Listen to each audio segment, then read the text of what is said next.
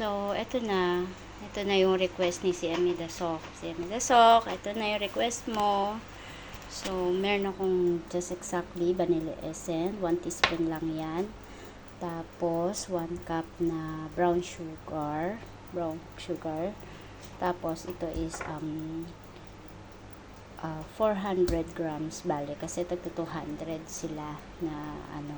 Tapos itong glutinous rice at saka rice flour yan, tagto 250 grams. Tapos wala naman sa recipe yung isa na to. Ito is i-bath. Matigas lang kasi yung ulo ko, so talagang lalagyan ko pa rin siya ng i-bath. So yan, wala eh, may sarili akong recipe. Hindi ako pumapalo sa mga recipe. Matigas talaga yung ulo ko. So, ayan yung mga recipe niya. So, ito is rice flour din to, 1 cup. Tino-toasted ko siya. Medyo matagal siya, kaya hindi ko naman na siya pinakita. Actually, medyo malapit na siya. Malapit na siyang maluto. Ayan na. So, ayan.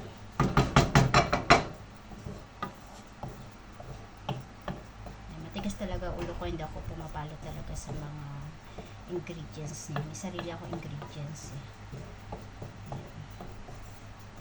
This is wok nga.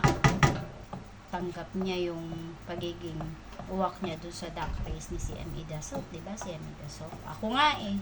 Sa personal, wala naman akong pimples. Di pa nga ako nagpipimples ever eh. Pero dun sa duck race tad ako ng pimples. Ewan ko ba. Si Kuya Benny nga. Si Kuya Benny nga na hindi naman nagpapakita sa LS o kahit saan.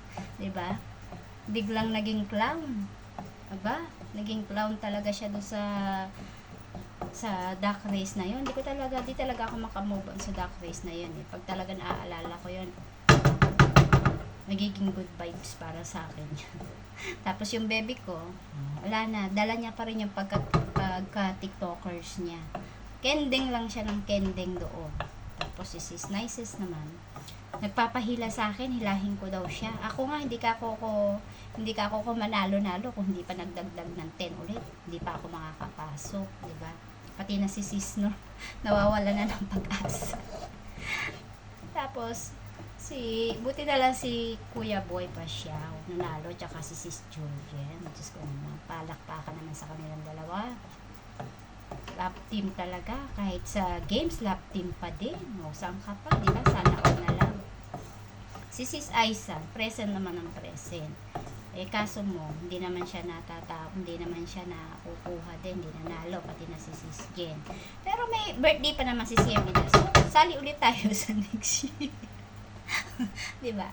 Hindi na talaga nagpapatalo ang team CN talaga, kailangan manalo pa din yan.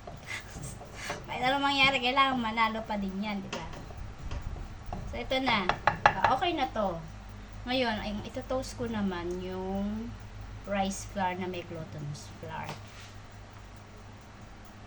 O, diba? Walang katapos ang toast na to. Matrabaho kasi ito eh. Kaya, hindi ko sana pagbibigyan si Emi Dasok, pero malakas yun si Emi Dasok sa akin eh. Dito sa vlog na to, si Emi Dasok ang bida. Si Emi Dasok talaga siya. Drawing nga natin yung pangalan niya. Idasok. Di magkasya. Idasok ko. Ayan ha. Ayan. Siyang bida sa vlog na to. So, sa umpisa hanggang in the end, is siyang bida. Actually, nagbe-bake din ako eh. Nagbe-bake pa ako ng iba. Eh, binibake ako na, banana bread. Kasi naubos na yung snack ng alaga. So, okay na yung banana bread ko. Oh, guys. Oh, diba? Yan siya.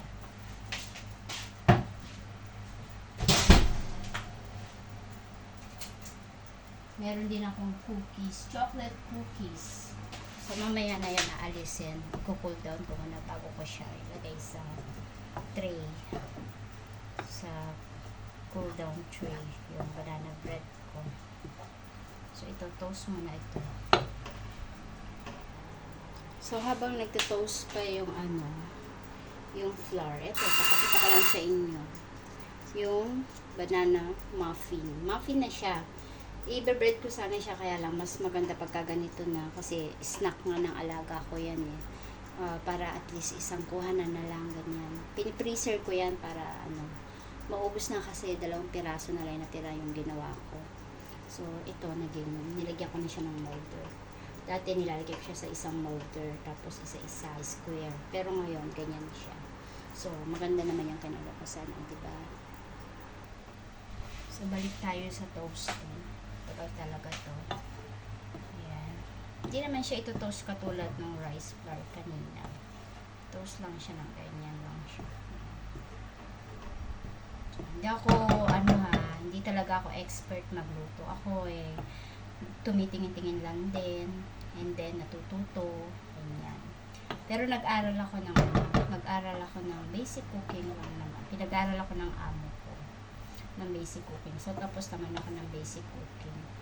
At, sa awa ng Diyos, ang dami namin pinag-aralan. Aral pa kami kung paano gumawa ng wine.